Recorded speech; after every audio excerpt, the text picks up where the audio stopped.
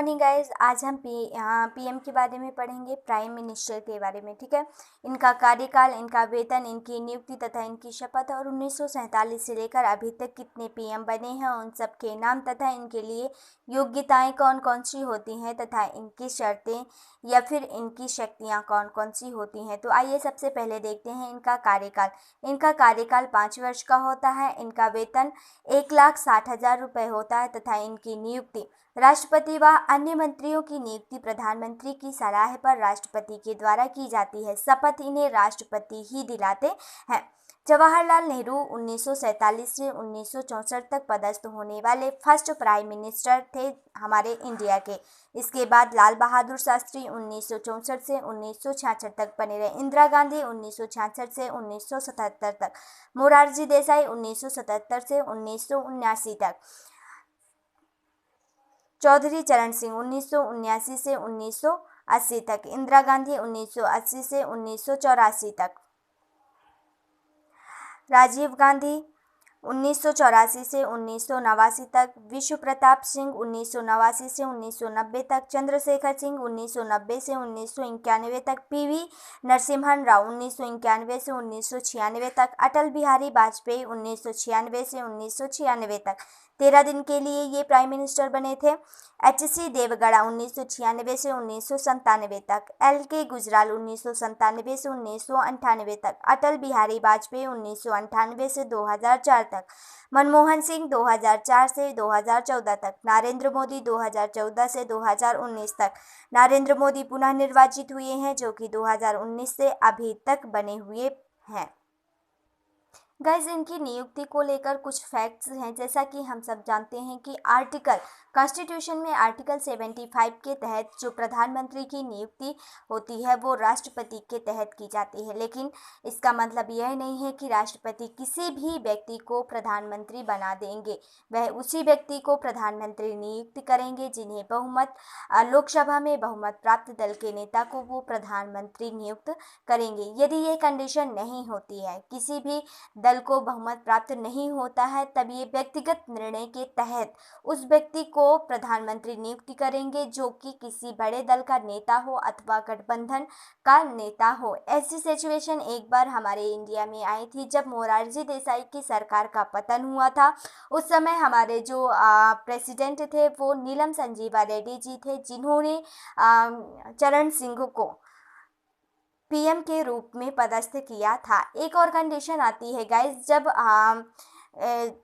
राष्ट्रपति हमारे व्यक्तिगत निर्णय लेने के लिए स्वतंत्र होते हैं। जब किसी प्रधानमंत्री की मृत्यु उनके कार्यकाल के अंतर्गत ही हो जाती है, तब ये अपने व्यक्तिगत निर्णय के तहत किसी भी व्यक्ति को प्रधानमंत्री बनाने के लिए स्वतंत्र होते हैं। ऐसी सिचुएशन 1984 में समथिंग जब इंदिरा गांधी की मृत्यु हुई थी, तब उस समय जो हमारे ज्ञानी जैल सिंह थे वो प्रेसिडेंट थे और उन्होंने राजीव गांधी को पीएम के रूप में पदस्थ किया था।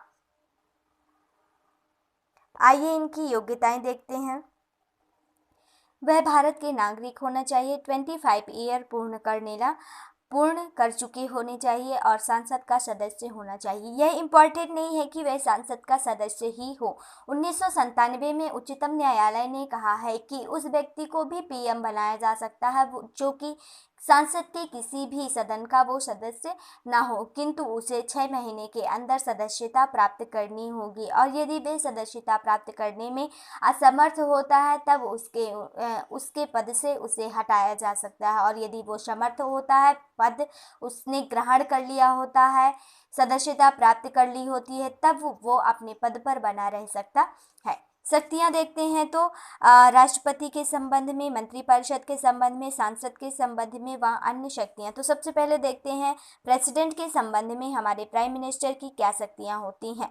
तो प्राइम मिनिस्टर जो होते हैं वो मंत्रिपरिषद के मध्य संवाद के रूप में कार्य करते हैं, अर्थात प्रेसिडेंट व मंत्री परिषद के मध्य की जो कड़ी होती है वो कौन होती है? पीएम होते हैं। मंत्रिपरिषद के निर्णयों को राष्ट्रपति से अवगत कराना पीएम का ही कार्य होता है। विभिन्न पदाधिकारियों के संबंध में ये अपनी सलाह विचार विमर्श राष्ट्रपति के साथ कर सकते हैं, अपना विचार दे सकते हैं, अपनी सलाह भी उन्हें दे सकते हैं।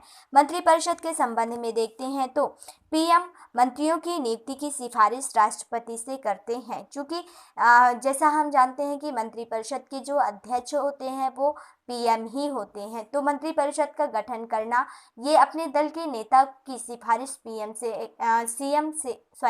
ये अपने दल के व्यक्तियों की सिफारिश राष्ट्रपति से कर सकते हैं और राष्ट्रपति उन्हीं व्यक्ति को मंत्री बनाते हैं जिनकी सिफारिश प्रधानमंत्री करते हैं। दूसरा होता है मंत्रिपरिषद की बैठक की अध्यक्षता करना, इनका ही कार्य होता है। किसी मंत्री को त्यागपत्र देने अथवा राष्ट्रपति को उसे बर्खास्त करने की सलाह प्राइम मिनिस्टर प्रेसिडेंट को दे सकते हैं। नोट पॉइंट में देखते हैं कि वह त्यागपत्र अथवा पीएम यदि त्यागपत्र देते हैं, अपने पद से त्यागपत्र या इस्तीफा देते हैं या फिर उनकी मृत्यु हो जाती है, तब मंत्रिमंडल स्वयं ही विघटित हो जाती है। और यदि कोई मंत्री त्यागपत्र देता है तब मंत्रिमंडल विघटित नहीं होती है, बल्कि वह स्थान रिक्त हो जाता है और उसे प्रधानमंत्री की सिफारिश के द्वारा राष्ट्रपति द्वारा भरा जा सकता है। संसद के संबंध में पीएम लोकसभा का प्रमुख नेता होता है। वह सत्र को बुला भी सकता है और सत्र समाप्त करने की घोषणा करने के लिए वो सलाह भी दे सकता है राष्ट्रपति को। आगे देखते हैं। पीएम लोकसभा को भंग करने की सिफारिश राष्ट्रपति से कर सकते हैं। पीएम गवर्नमेंट की नीतियों की घोषणा, सरकार की नीतियों की जो घोषणा होती है वो पीएम संसद के पटल पर करते हैं। अन्य शक्तियों के बारे में देखते हैं तो नीति आयोग, राष्ट्रीय विकास परिषद, राष्ट्रीय एकता परिषद और राष्ट्रीय जल संसाधन परिषद का अध्यक्ष कौन होता है? तो वो पीएम ही होते हैं। सेंट्रल गवर्नमेंट के प्रमुख प्रवक्ता भी होते हैं और ये सत्ताधारी दल के नेता भी पीएम ही होते हैं।